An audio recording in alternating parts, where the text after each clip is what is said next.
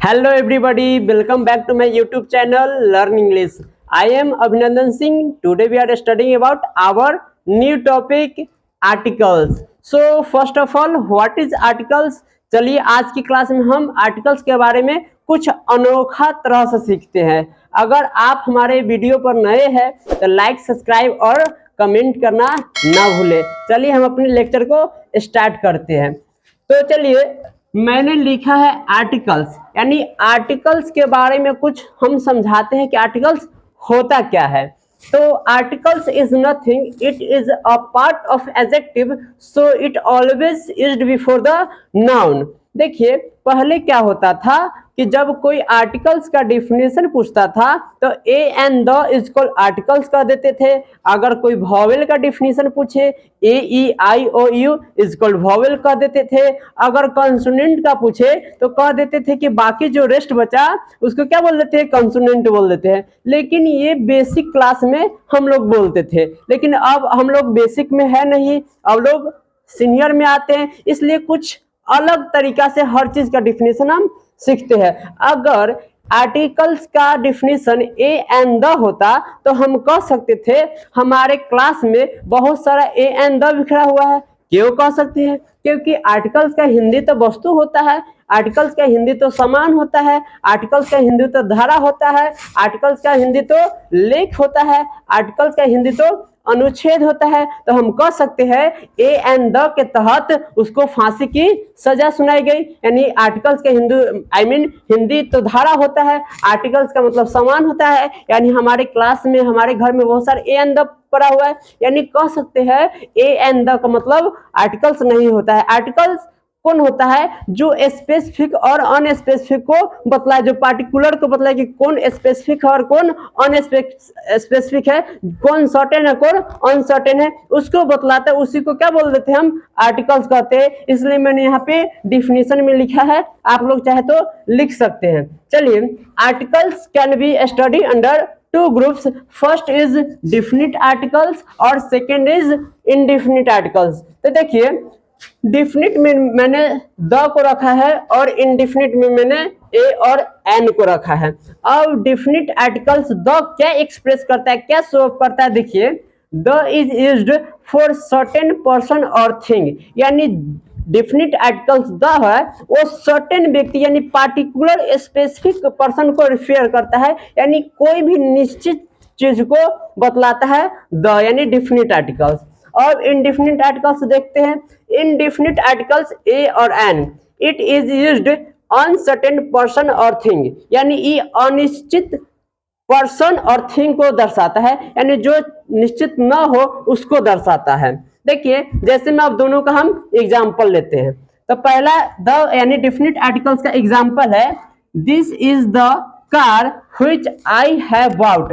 देखिए ये कार जो है मेरा, ये आपका कॉमन नाउन है और उससे पहले क्या लगा हुआ है? द, यानी इस कार को ये द क्या कर रहा है? स्पेसिफिक सर्टेन बना रहा है, यानी निश्चित बना रहा है। कैसे? देखिए कह रहा है कि वह वही कार है जो मैंने खरीदा था, यानी उस कार के बारे में ये जान रहा है, पता है कि वो वही कार है जो मैंने खरीदा था। यानी इस कार को ये क्या बना रहा है? ये द जो है पार्टिकुलर बना रहा है, सर्टेन बना रहा है, स्पेसिफिक बना रहा है। तो हम द का यूज कर सकते हैं कि किसी भी चीज को सर्टेन बनाने के लिए किया जाता है, डिफिनिट यानी निश्चित बनाने के लिए किया जाता है। उसी प्रकार हम इंडेफिनिट में देखते हैं ए और एन। देखिए एग्जाम्पल मैंने लिखा है I saw and old lady, यानी मैंने एक बूढ़ी औरत को देखा, एक बूढ़ी लेडी को देखा। तो इसमें देखिए यहाँ पे एन जो है ना, इस ओल्ड लेडी को अनसर्टेन बना रहा है। क्या बना रहा है?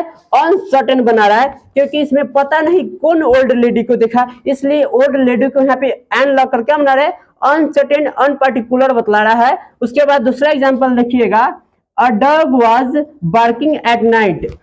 यहाँ पे देखिए डॉग के पहले मैंने ए लगाया है, यानी इस डॉग क्या है?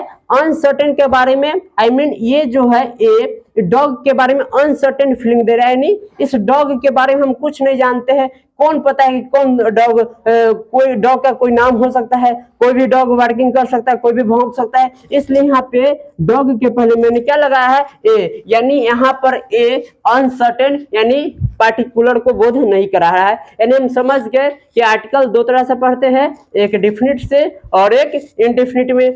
डिफिनिट क्या करता है, वो पार्टिकुलर को बोध कराता है, इनडिफिनिट क्या कराता है, वो अनसर्टेन का बोध कराता है। चलिए हम इतना हम देख लिए, तो आगे बढ़ते हैं। चलिए हम देखते हैं अब द को कब हम द बोलेंगे, द को कब हम दी बोलेंगे, ए को कब हम ए बोलेंगे, ए को कब हम अ बोलेंगे, एन को कब हम अन बोलेंगे और एन को कब हम एन बोलेंगे। देखिए कभी कभी होता है ना कि सेंटेंस में द को दी भी बोलते हैं, कभी कभी द भी बोलते हैं, कभी कभी एक को अ भी बोलते हैं और ए भी बोलते हैं। तो अब कहां पर किसको क्या बोलेंगे, चलिए इस वीडियो में हम समझते हैं। तो मैंने यहाँ पे लिखा है कि अगर कोई भी वर्ड अगर कॉन्सोनेंट साउंड से स्टार्ट हो रहा है तो उस द को हम सिर्फ द बोलेंगे, लेकिन जब कोई वर्ड अगर वॉवेल साउंड वोकल कोड से वोवल साउंड से अगर स्टार्ट हो रहा है तो उस हम द को दी बोलेंगे। जैसे में एग्जांपल देखिए, यहाँ पर मेरा जो यहाँ पर कैट जो है ये कॉन्सोनेंट साउंड से स्टार्ट हो रहा है, उसके पहले द लगने वाला क्या होगा, हमेशा द को द बोलेंगे। देखिए this is the cat, this is the cat. लेकिन दूसरा एग्जांपल में देखिएगा, एप्पल, एप्पल के पहले भी द है, लेकिन एप्पल किससे स्टार्ट हो रहा है, वोकल साउंड से, वॉवेल साउंड से। तो जब कभी भी वर्ड अगर वॉवेल साउंड से वर्ड हो उसके पहले अगर द लिखा रहे तब उसको हम द नहीं पढ़ के दी पढ़ते हैं। तो इसको क्या पढ़ेंगे, दिस इज दी एप्पल। समझ गए, द को द कब पढ़ेंगे, द को दी कब पढ़ेंगे। दूसरा में आइए, अब ए का साउंड अ और ए का साउंड ए कब पढ़ते हैं।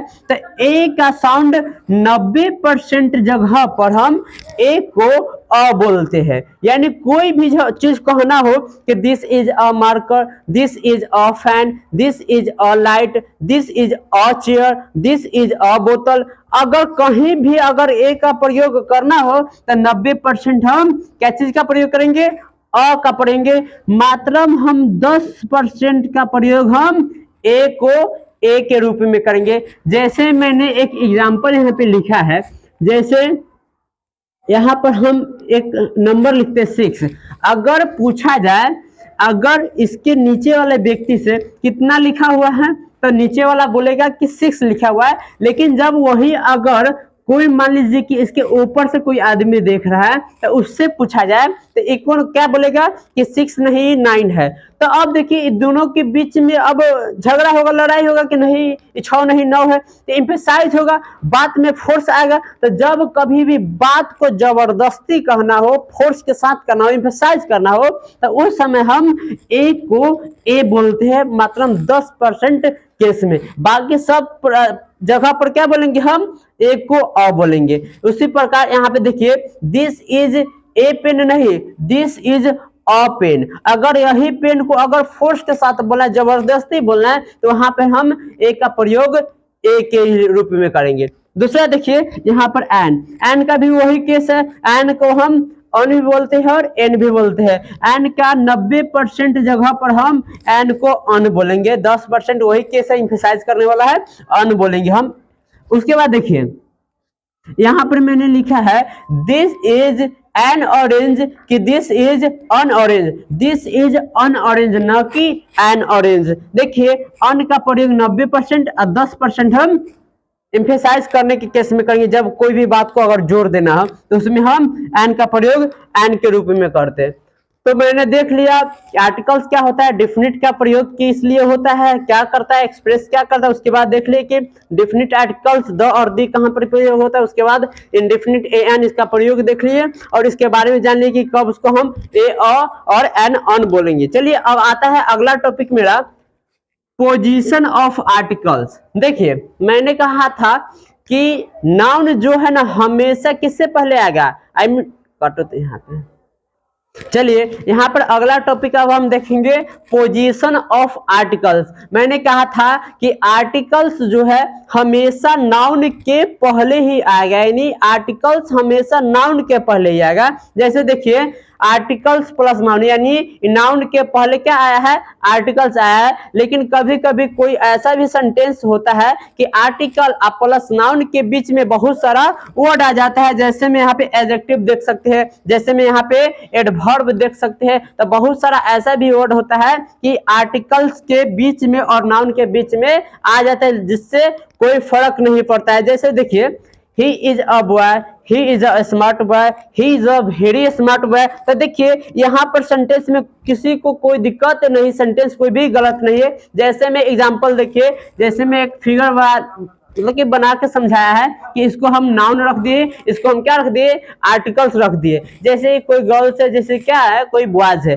अब देखिए दोनों अगर मेला गए घूमने, मान लीजिए कोई भी मेला गए और उस मेला में ये दोनों जो लड़का लड़की है क्या हो गए, बिछड़ गए। अब ये बिछड़ गए तो इसके बीच में कोई 2 गो पर्सन 3 गो पर्सन आ गया। तो अब 2 गो 3 गो पर्सन मान लीजिए कि यहाँ पे आ गया, 2 गो 3 गो पर्सन आ गया। तो बतलाइए इसके और इसके बीच का जो रिलेशन था वो टूट गया? नहीं ना टूटा, बरकरार रहा। लेकिन ये जो व्यक्ति आया ना, कुछ देर के लिए आर्टिकल्स इसको फॉलो करने लगा या नाउन इसको फॉलो करने लगा। लेकिन आया किसके लिए, आया हमेशा नाउन के लिए। यानी हमेशा जो आर्टिकल्स है आएगा नाउन के लिए। लेकिन कभी कभी अगर इसके दोनों के बीच में अगर कोई एडजेक्टिव एडवर्ब आ जाए तो काम इसके लिए करेगा, लेकिन आएगा किसके लिए, हमेशा नाउन के लिए आएगा। जिस प्रकार देख सकते हैं यहाँ पर आर्टिकल्स जो है आया है किसके लिए, बॉय के लिए। इसमें भी आर्टिकल्स ए है, आया है बॉय के लिए, लेकिन कुछ देर के लिए स्मार्ट का भी काम कर रहा है। ठीक है, उसके बाद देखिए वेरी और स्मार्ट दोनों क्या है, एडजेक्टिव और एडवर्ब है। आया किसके लिए, बॉय के लिए आया, लेकिन कुछ देर के लिए इसका भी काम करेगा। बात समझे कि ना समझे? चलिए धन्यवाद।